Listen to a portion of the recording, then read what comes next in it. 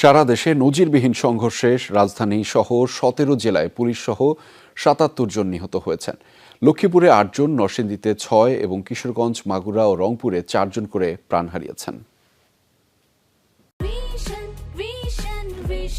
100% copper কন্ডেন্সারে তৈরি vision fridge, তাই গুণে মানে অটুট থাকে বছরের পর বছর। আন্দোলন ঘিরে সিরাজগঞ্জে দিনভর চলে সংঘর্ষ। আন্দোলনকারী ও বিরোধীদের সংঘর্ষে নিহত হন রায়গঞ্জ স্বেচ্ছাসেবক লীগের সভাপতি আলামিন ও সাধারণ সম্পাদক গোলাম সারোয়ার। এছাড়াও জেলা যুবদলের সাংগঠনিক সম্পাদক রঞ্জুর রহমান ও ছাত্রদল কর্মী সুমন আহমেদও প্রাণ হারায়। নরসিংদীর মাধবদীতে ঢাকা সিলেট মহাসড়ক অবরোধ করে আন্দোলনকারীরা। পৌরসভায় প্রবেশের চেষ্টা করলেই বিরোধীদের সাথে বাধে সংঘর্ষ।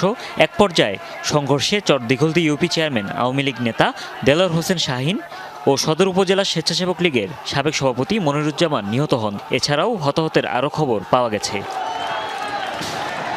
মাগুরাতে দুপক্ষের সংঘর্ষ ঘিরে প্রাণ ঝরেছে, মারা যান মেহেদী হাসান রাব্বি। রংপুরেও সংঘর্ষ ঘিরে মৃত্যুর ঘটনা ঘটেছে। দুপক্ষের সংঘর্ষে প্রাণ হারিয়েছে সিটি কর্পোরেশন কাউন্সিলর ও পরশু থানা আওয়ামী লীগের সাধারণ সম্পাদক হারাধন রায় ও তার ভাগ্নে কমল। এছাড়া নিহত হন মাসুম ও খসরু নামের মহানগর যুবলীগের 2 কর্মী। ফেনীতেও অসহযোগ আন্দোলন ঘিরে চলেছে ধাওয়া পাল্টা ধাওয়া।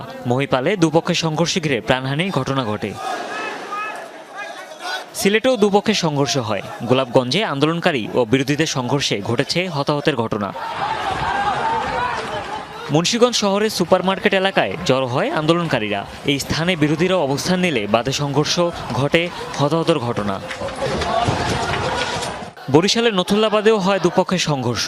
ভাঙচুর করা হয় পানি সম্পদ প্রতিমন্ত্রী জাহিদ ফারুকের বাসভবনে। প্রাণ হারায় মহানগরীর 12 নং ওয়ার্ড আওয়ামী লীগের সাবেক সভাপতি টুটুল চৌধুরী। এছাড়া লক্ষ্মীপুরে সংঘর্ষে কয়েকজন যুবলীগ কর্মী ও শিক্ষার্থীর মৃত্যুর খবর পাওয়া গেছে। এছাড়াও শেরপুর, ভোলা ও জয়পুরহাটেও ঘটেছে প্রাণহানি। হুমায়ুন রশিদ, যমুনা নিউজ।